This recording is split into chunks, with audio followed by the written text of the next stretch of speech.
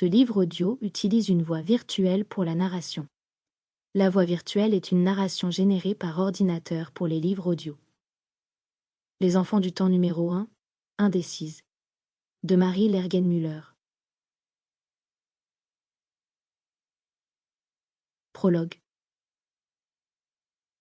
Brendan McCarthy releva la tête de son livre et se frotta les yeux en étouffant un bâillement. Après avoir jeté un rapide coup d'œil à sa sœur cadette qui sommeillait sur le siège d'à côté, il tenta de se replonger dans le thriller historique qu'il avait acheté à l'aéroport de Prague. Sans succès. Décidément rien, même pas un bon bouquin, n'arriverait à le distraire. Le jeune homme passa une main dans ses cheveux blonds coupés ras et laissa échapper un soupir. Kathleen, sa jeune sœur de 14 ans, ne semblait pas rencontrer le même problème. Mis à part manquer le dernier épisode de sa série préférée, qu'est-ce qui pouvait bien perturber Kathleen de toute façon? Les paupières fermées et la bouche entr'ouverte, ses cheveux roux longs et bouclés, se mêlant aux écouteurs de son MP3, la jeune adolescente dormait profondément, la tête posée contre le hublot. Brendan se pencha légèrement sur la droite et son attention se porta sur les 3 personnes qui occupaient la rangée parallèle à la sienne. Devin, son père, un homme de belle stature, aux cheveux châtain clair et aux yeux verts, rencontra son regard et lui sourit, avant de se replonger dans son journal. Brendan tourna ensuite la tête vers une belle femme de taille et de corpulence moyenne, à la chevelure identique à celle de sa sœur. Deirdre, sa mère, leur pilier à tous, la seule à même de les rassurer, de les encourager à tenir bon depuis si longtemps. Depuis trop longtemps. Et surtout, la seule à même de contrôler Sean. Les prunelles vertes de Brendan hésitèrent l'ombre d'un instant, avant de se poser sur le beau jeune homme brun, assis sur le siège le plus éloigné du sien. Focalisé sur ce qui se passait à travers le hublot, ce dernier ne daigna pas tourner la tête. Pourtant, Brendan savait pertinemment que son frère avait senti son regard posé sur lui. C'était peine perdue. Sean était une peine perdue à lui tout seul.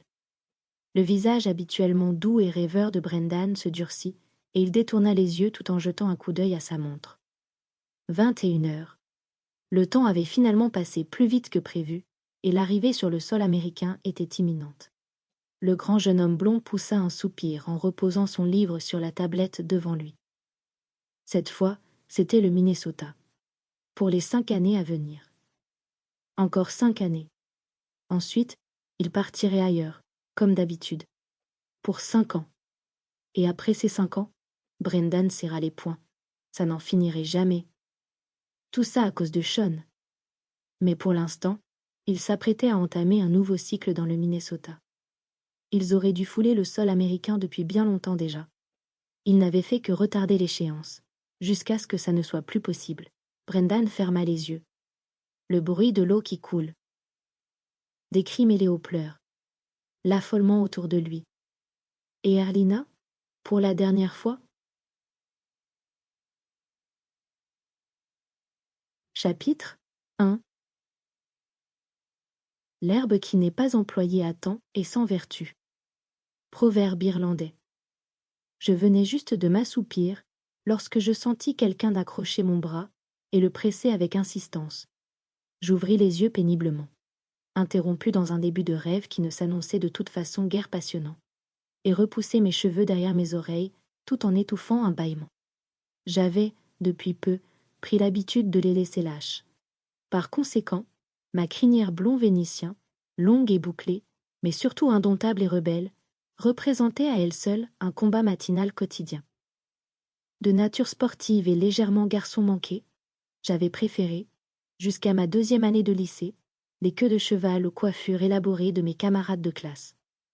Ce n'est qu'à mon entrée en première que j'avais commencé à prendre conscience de ce petit plus, à savoir une longue chevelure couleur feu, qui faisait ressortir mes prunelles vertes, faisant de moi une fille qu'on qualifierait de normale. Ni plus, ni moins. Da girl next door. Je faisais partie de celles qu'on ne pouvait pas vraiment ignorer, même si on ne se retournait pas forcément sur mon passage. Et cela me convenait parfaitement. Je n'avais jamais aimé attirer l'attention, même dans mes domaines de prédilection.